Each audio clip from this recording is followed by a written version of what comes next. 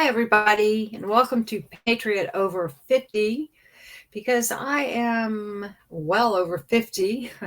Actually, I'm right near the cusp of the boomers and Gen X. I relate more to the Gen X side of things, but yeah, we need representation. So I'm here to speak out.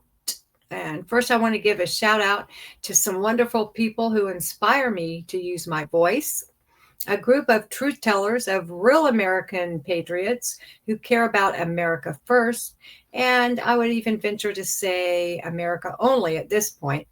And I'm talking about Cliff from Liberty Lockdown. That's his channel.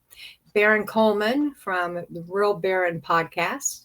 Ian Carroll from Cancel Ian Carroll.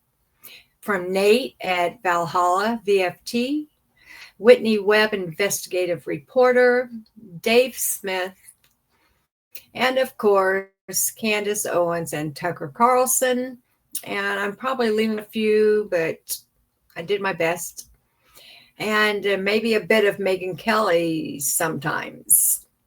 So, welcome to your weekly dose of government gaslighting, where you're told not to believe your lying eyes. Shut up and listen, you peasants. Keep busting your ass. Work, work, work so you can pay your taxes. Don't worry, all will be fine because our greatest ally promises that. Israel says they've got our backs as long as your tax dollars keep flowing their way. And whatever you do, don't ask questions. Don't point out the contradictions. And don't notice the fraud, because if you do, they'll slap a label on you, anti-Semite, Nazi, fascist, faster than Congress passes a spending bill. So grab your popcorn, because that's probably all you can afford at this point, while I remind you of the crap that is served to us in this week's episode of Weekly Wrap-Up American Style. Sponsored by, yep, you got it, Israel. Did I mention that Israel is our greatest ally? Ally. Let's start with Bongino's cause. So shout out to Ian Carroll for bringing us a clip of FBI's Deputy Director Dan Bongino, where he is asked, and I quote, "What cause is closest to your heart?" And without skipping a beat, he proudly answered, "Israel, the defense of Israel." Yeah, truth. He said that. So the FBI's golden boy says his top cause is Israel, not America, not defending our Constitution, but Israel. Let that sink in. That's his priority. And people wonder why Americans feel abandoned.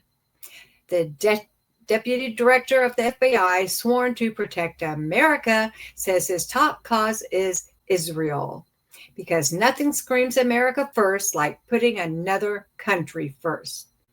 Imagine applying for a job as a lifeguard, and when asked what cause is closest to your heart, you say, saving dolphins in that pool over there. It's not settled. The FBI is embedding agents in Israel's defense ministry. So if you thought your tax dollars were protecting you, surprise, they're protecting someone else's borders. It's so shameful. Shameful. Shameful, damn, what a sicko. So where do I start with the Somali fraud situation? Oh my goodness. The Somali situation ties directly to immigration enforcement, community tensions in Minneapolis, St. Paul, and massive fraud by a group of criminals who are about 90% from Somali. So while Americans struggle with inflation, Somali fraudsters are buying mansions and wiring money overseas, where allegedly a terrorist group who hate Americans is being funded. It is absolutely disgusting, and it has got to stop. And all who are complicit need to be in prison, including the local government Democrats in Minnesota who turned a blind eye and let this happen. Let's pump out some facts. Minnesota's Feeding Our Future program was supposed to feed kids during the pandemic. Instead, fraudsters, mainly Somalians, stole over $1 billion in taxpayer money. Whistleblowers say Governor Tim Walz ignored warnings. Of course he did. And even retaliated against staff who tried to expose the fraud.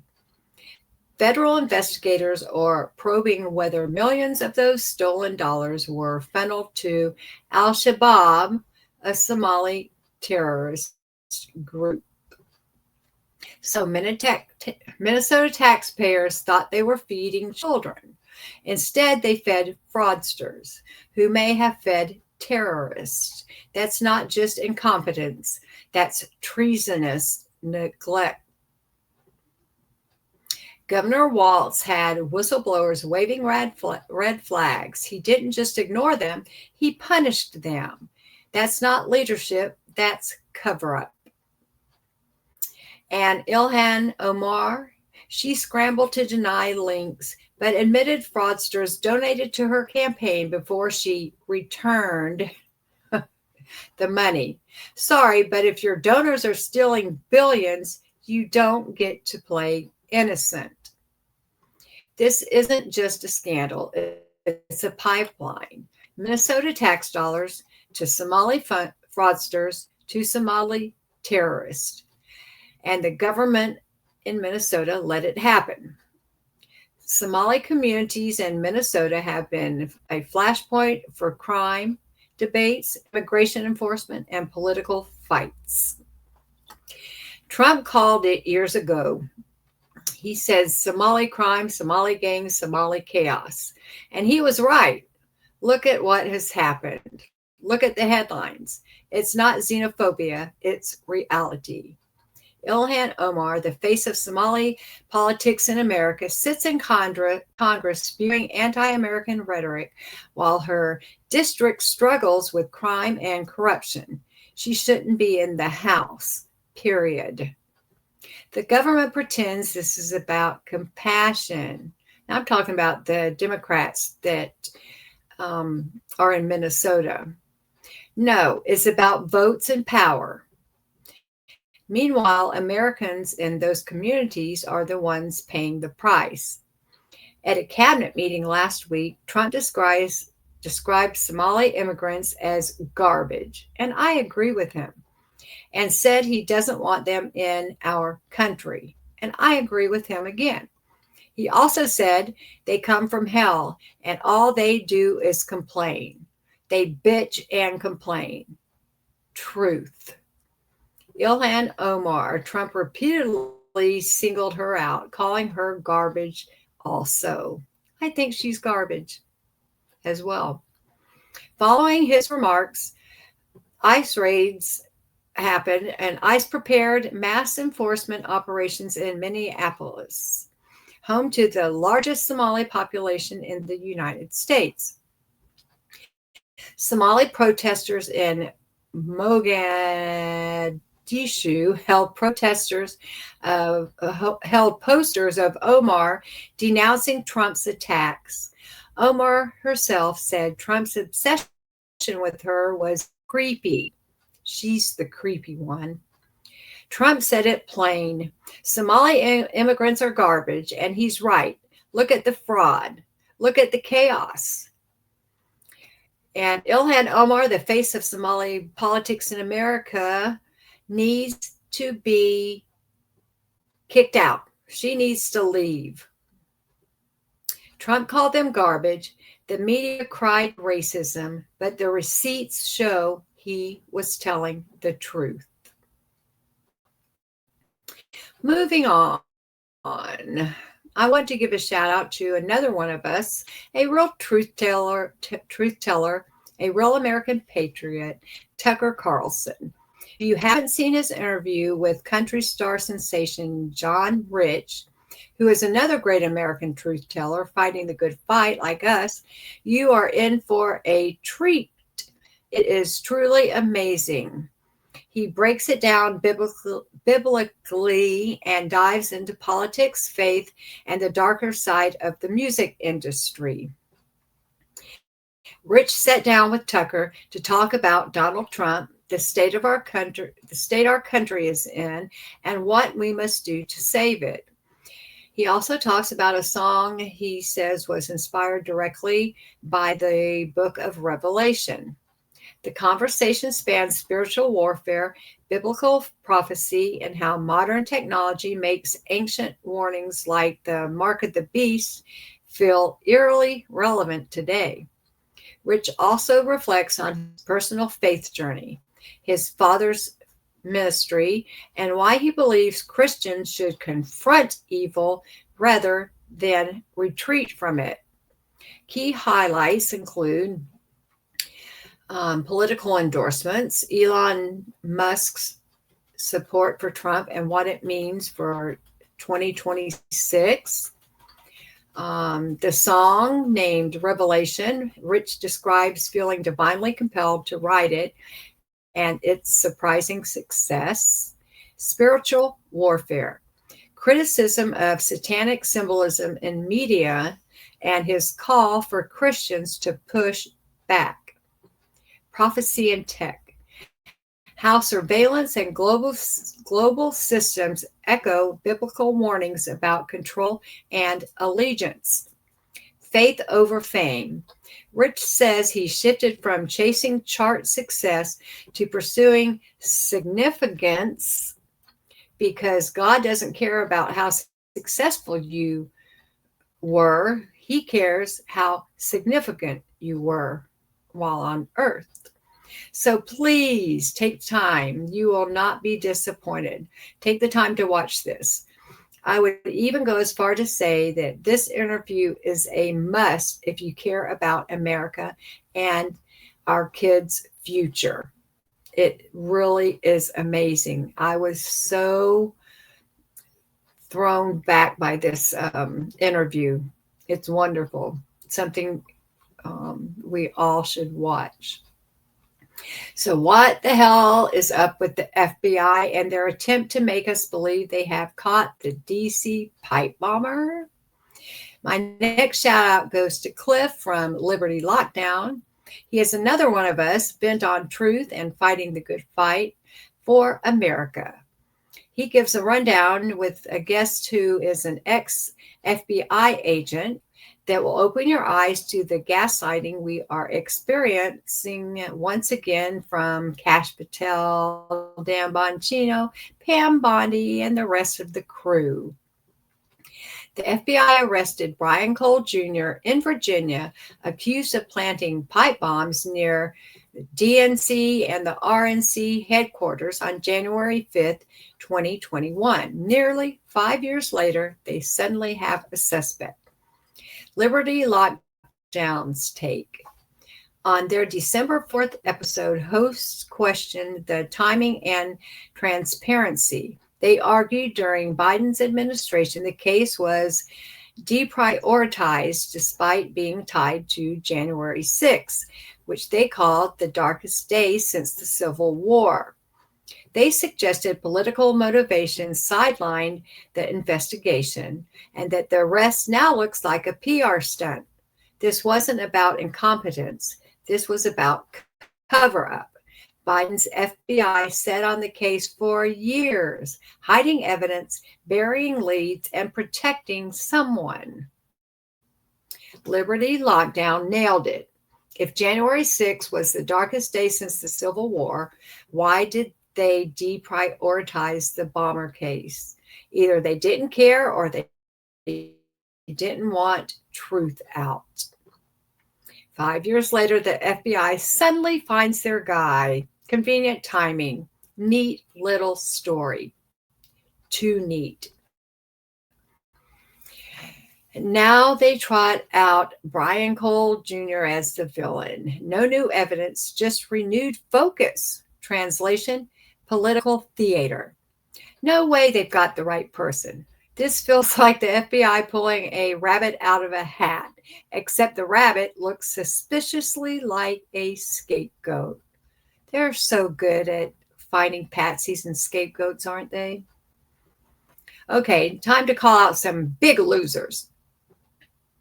I'm talking about TP, Turning Point USA, and the crew from Turning Point USA. So Blake Neff's response on the Carly Kirk show was, I'm getting tongue-tied, was a direct pushback against Candace Owens, rejecting her claims about Charlie Kirk's assassination and challenging her to defend them live on air. What Neff said, he flat rejection of Owens' theories. Neff called her allegations false and vile, specifically targeting her suggestion that TPUSA insiders were complicit in Kirk's death. Well, it kind of looks that way. Challenge to debate. He invited Owens to appear on the Charlie Kirk show and present her evidence in real time, framing it as a test of her credibility.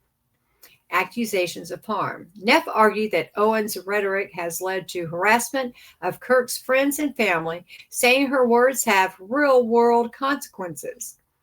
His delivery was firm and confrontational, positioning TPUSA as finally breaking its silence after weeks of speculation. This was all a joke, as we soon saw, a pathetic, disingenuous joke. My take. Neff's move was strategic. TPUSA had avoided responding for weeks, so this was their attempt to reclaim the narrative. By inviting Owens to debate live, Neff shifted the burden of proof onto her, which is a classic rhetorical tactic. If Owens accepted, it would be explosive. If she refused, Neff could claim that she backed down. But that's not what happened. We all know that. TPUSA dodges Candace Owens. She said, I'll debate you live tomorrow. I'll donate back every dollar. We don't have to wait. Let's do it now. Of course, they didn't do that. They wouldn't do that. They won't ever accept because they can't accept. So they tried to pull a fast one, but we all saw through it immediately. And it was some down and dirty shit. But what would you expect from such an organization as Turning Point? Facing Candace Owen means facing the truth, and that's the one live stream they'll never have. TPUSA wasn't slamming the door shut. They were trying to bully Candace, saying she has to be in their studio on the 15th without even trying to consult with her and finding a day that they both could agree on.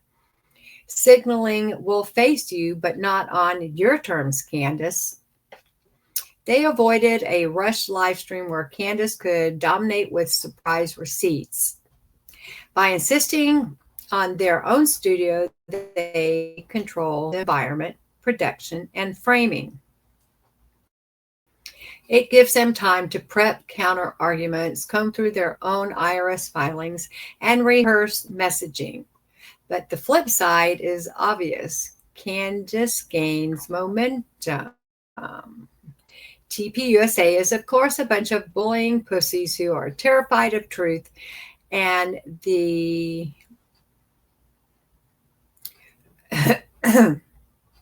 I can't even read my own writing.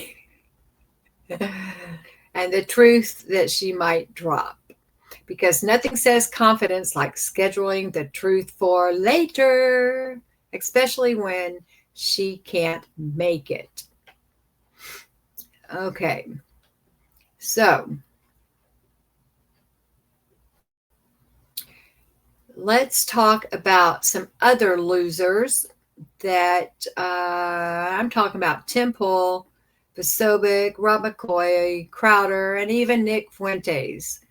All of the people, all of the scum of the earth, bottom feeders, pointing fingers at Candace, saying we'll lose the midterms because of her. Didn't you know? We can blame Candace for losing the midterms. That is the most ridiculous thing I've ever heard.